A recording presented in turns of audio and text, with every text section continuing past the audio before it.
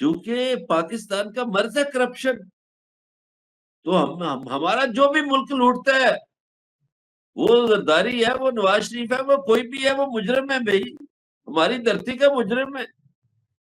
ہمارا تو مقدمہ یہ ہے کہ جن لوگوں نے پاکستانی دولت کو لوٹ کر باہر لے گئے، یہ چور اچکے ہیں سارے، انہیں اقتدار میں نہیں ہونا چاہیے۔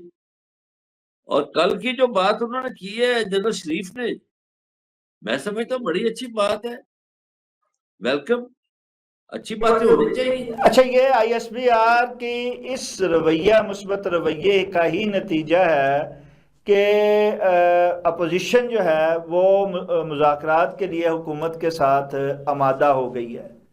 آپ کیا سمجھتے ہیں کہ اس مثبت رویے کے مثبت نتائج آپ کو نکلتے ہوئے دکھائی دیتے ہیں؟ میں سمجھتا ہوں شاہد صاحب، اگر پاکستان میں قانون کی حکمرانی قائم ہو جائے اور ہم سب ایک ہوتے ہوئے نظر آ جائیں، ہم ایک کس وقت ہوں گے؟ جب ہمارے ہاں ناانصافی ختم ہو جائے گی۔ آج معاشرے میں جو ظلم ہے، جو ناانصافی ہے، اس کے ذمہ دار حکمرانوں سے بھی زیادہ ججز ہیں۔ میں سمجھتا ہوں یہ ججز جو ہے یہ اپنے آپ کو ٹھیک کر لیں، یہ رمضان کا مہینہ ہے، اس میں عہد کریں کہ ہم نے انصاف کرنا ہے۔ جس دن انصاف ہونا شروع ہو گیا، آپ کا ملک ٹھیک ہو جائے گا۔ آپ کی جائیدادوں پہ جو قبضے ہوئے ہیں، آپ ججوں کے خلاف باتیں کر رہے ہیں، آپ پر مزید کوئی قدغنے نہ لگ جائیں حضور، کچھ وہ سچائی لگ بیان جائے کرتے جی ہوئے پھر خیال کے، کیا کریں۔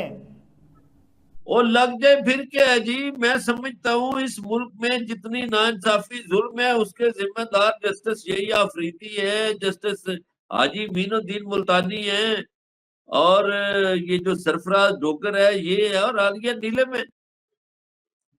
انہیں ظلم کے خلاف کھڑے ہونا چاہیے، لوگوں کو انصاف دیں، ظلم کا خاتمہ کریں، یہ جہان بھی اپنا سرخرو کرے اور اگلے جہان میں بھی سرخرو ہو جائے۔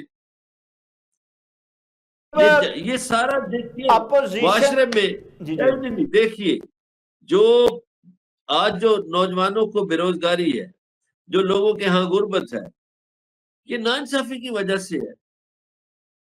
میں ابھی